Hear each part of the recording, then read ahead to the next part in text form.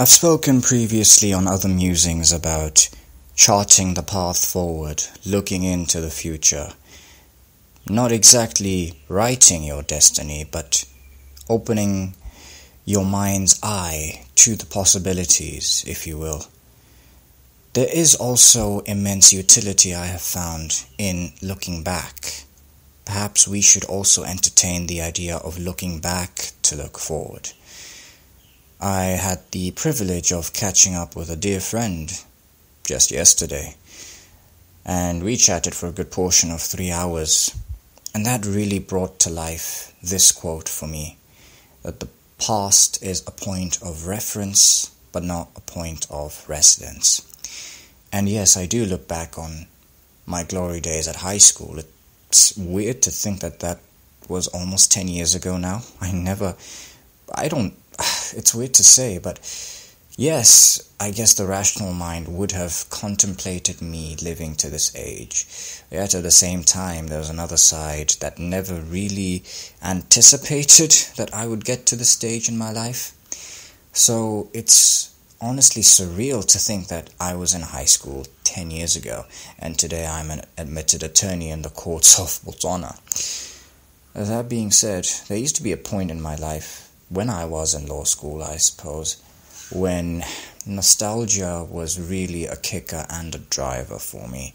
In other words, I would continuously relive my glory days, but because I was also following a very conservative strain of Islam back then, and look, I do believe in doing my best to follow Islam, but I also have the belief that a lot of conservatism is unfortunately misguided. And this is a conclusion I come to after having studied Islam with scholars who've gone through the classical regimen.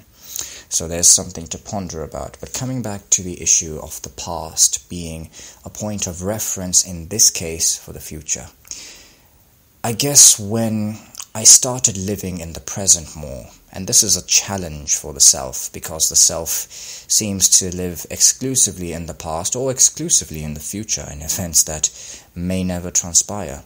So the real challenge is grounding the self in the present for as long as humanly possible. When I started doing that more, I thought, hey, you know what? It was really great. Those days, they were really great, but what I'm living now, I have the potential to make it even greater. And I don't want to sound too preachy around here, because musings aren't exactly sermons that you give from the pulpit of the mosque or wherever else. But I believe that my Lord has opened my way and guided me to my current interpretation of my religion, which is, I wouldn't say liberal. In fact, these terminologies might fall through if you really try to tack them on. But I would say that is an understanding that is based in classical Islam. And the thing is, when you do actually study Islam for what it is, then you actually get rid of all the unnecessary clutter from culture and other things that people have just self-inserted over the years.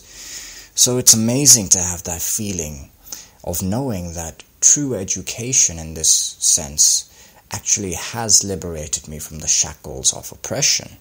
And I'm not using these terms lightly. And when it allowed me to reconnect with old friends and old connections and seeing their value for what they are, not because they were the most religious or that I always saw them at the mosque, but because they valued me as a person, as a human being, and allowed me to be vulnerable, allowed me to make mistakes, allowed me to be a human being, which is the essence of me, isn't it? Well, at least I think it is, as long as I'm bound to this material world.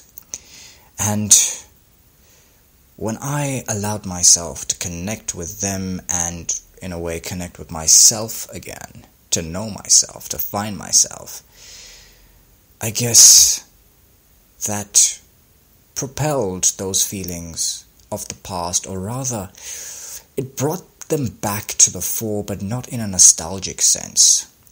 It wasn't a copy-paste sort of thing, and if you guys watch Cobra Kai on Netflix, which you know is a continuation of the Karate Kid saga, and I mean the original Karate Kid with Mr. Miyagi, and you see how, although that has callbacks to the past and the first 3 movies or whatever, it's not a copy-paste thing, and it's exploring similar themes, I suppose, but it is definitely grounded in the fact that this is, how many years after the Karate Kid movies? That was, 1980s, late, early 90s or something? So yeah, almost 30 years. So, it's really grounded in its reality and our present situation. So, in a way, connecting to old friends and connecting to the past literally gave my life the Cobra Kai treatment, because Cobra Kai is not just a cash grab, it is quality. It is definitely a treat for fans, new and old. So, yeah, it's amazing that looking back at the past, as weird as it sounds, served as a beacon, as a guiding light, as a great point of reference for where I want to go going forward. Because I realized that there are things that I did take up which were definitely beneficial, and it doesn't make sense for me to discard them as I once thought I had to. Definitely a great point of reference for assuming an identity to chart my way for the next decade and even beyond. I thought this would be a quick one, but just like my friend and I were supposed to just meet up for lunch yesterday and ended up talking for a good 3 hours. I guess that's just life sometimes. Until next time, stay safe, much love, and stay blessed.